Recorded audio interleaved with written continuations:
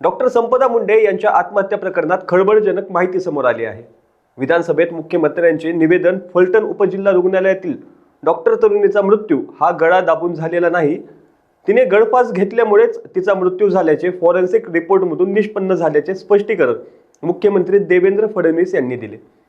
ते मंगळवारी विधानसभेतील चर्चेदरम्यान बोलत होते। यावेळी देवेंद्र फडणवीस यांनी फलटणमधील डॉक्टर तरुणी संपदा मुंडे आत्महत्या प्रकरणाविषयी सविस्तर भाष्य केलं। फॉरेन्सिक रिपोर्टमध्ये दोन गोष्टी स्पष्ट झाल्या आहेत। एक म्हणजे या तरुणीच्या हातावर जो मजकूर लिहिला होता ते हस्ताक्षर तिचेच आहे।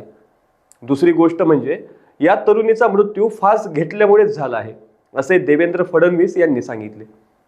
या प्रकरणातील आरोपी पोलीस अधिकारी गोपाळ बदने याने तरुणीची फसवणूक करून तिचे शारीरिक शोषण केले। मोबाईलमधील चॅट्समधून ही गोष्ट समोर आली आहे।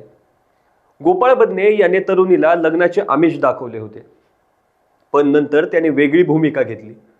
त्यामुळे तरुणीने सुसाईड नोटमध्ये गोपाळ बदने आणि आणखी एका तरुणाचे नाव लिहिले होते। एकीकडे बदने तिची फसवणूक करून तिचे शारीरिक शोषण करत होता, तर दुसरीकडे दुसऱ्या तरुणाचेही परिस्थितीचा फायदा घेऊन डॉक्टर तरुणीची फसवणूक केली। त्यामुळे तिने या दोघांची नावे लिहून आत्महत्या केली आहे। तिचा मृत्यू गळा दाबून झालेला नाही, तर गळफास लागल्यामुळेच झाला आहे। या प्रकरणाचा तपास अजून संपलेला नाही, मात्र आता या प्रकरणात आरोपपत्र दाखल केले जाईल, असे देवेंद्र फडणवीस यांनी सांगितले।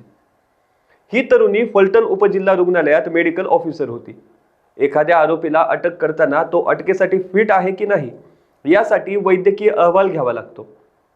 या डॉक्टर तरुणीने काही आरोपी अनफिट असल्याचे रिपोर्ट दिले होते, त्यामुळे पोलिसांनी तिच्या वरिष्ठांना पत्र लिहिले होते। यामध्ये त्यांनी सांगितले होते की संबंधित आरोपी हे मोठ्या गुन्ह्यात पकडण्यात आले आहेत, त्यांना अनफिट प्रमाणपत्र दिले जात आहे, याची चौकशीही झाली। हे सर्व 5 महिने आधी घडलं होतं, त्यामुळे पोलिसांच्या दबावाचा आणि आत्महत्येचा संबंध नाही, असे देवेंद्र फडणवीस यांनी स्पष्ट केले। अशाच ताज्या अपडेट्ससाठी लोकशा टीव्हीला सबस्क्राईब करा आणि लाईक करायला विसरू नका।